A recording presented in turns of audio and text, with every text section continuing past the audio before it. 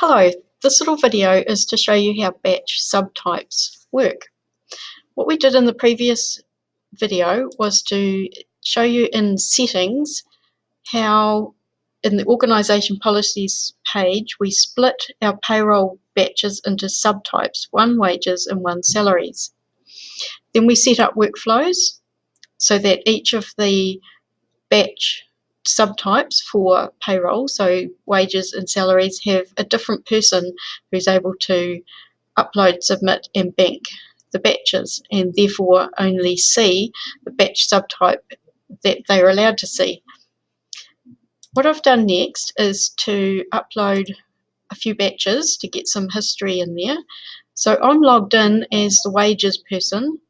The wages person can see information about the wages batches, but they can't see anything about the salaries batches because they haven't been added to the workflows for salary batch subtypes, and they also haven't been added to the creditors batch subtypes either. So while I'm logged in as a wages person, all I can see is wages batches.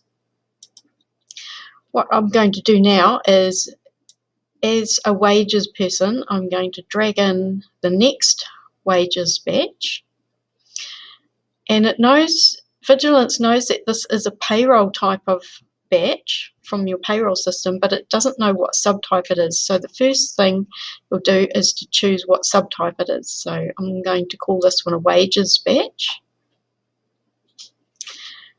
Now this wages batch has got a couple of issues in it that I prearranged. First of all, in the first payroll batch, I paid this person called Isla, and in this payroll wages batch, Isla's missing. Now this is an improved check here because it's not looking at the last payroll batch, it's looking at the last payroll batch of the same subtype.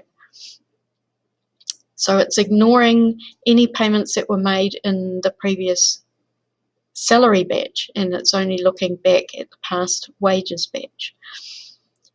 This batch also has a payment to a supplier in it, which could possibly be a mistake, but maybe it's, for some reason, it's a one-off payment to a supplier. We can choose that option there, and I can submit it.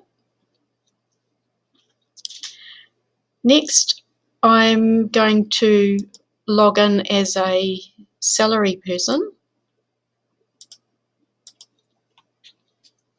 So if I look in the batch page now, you'll see that as I'm logged in as a salary person, I can only see information about the salaries batch. I can't see anything in the wages batches or creditors batches.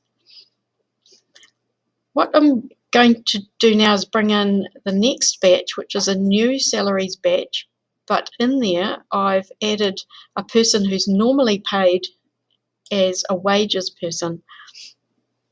So I'm choosing that this batch subtype is salaries, and it's given me a warning to say that this person Isla was paid previously in a wages batch, and now they're appearing in the salaries batch. That could be legitimate if this person has now moved roles, for example, but it could be a complete error, and it's been picked up and they shouldn't be paid in this batch at all. At this point, we can say it's either a mistake and the batch will be deleted, or we can say we're going to change to this new subtype. So from now on, we expect that Isla will be paid in the salaries batches, and if they appear back in a wages batch, we will get this same noteworthy warning coming up again. So I'll submit that batch. So that's how the batch subtypes work. It lets you split types of batches, for example wages and salary, so that only people who are allowed to see certain types of sub-batches can see the information.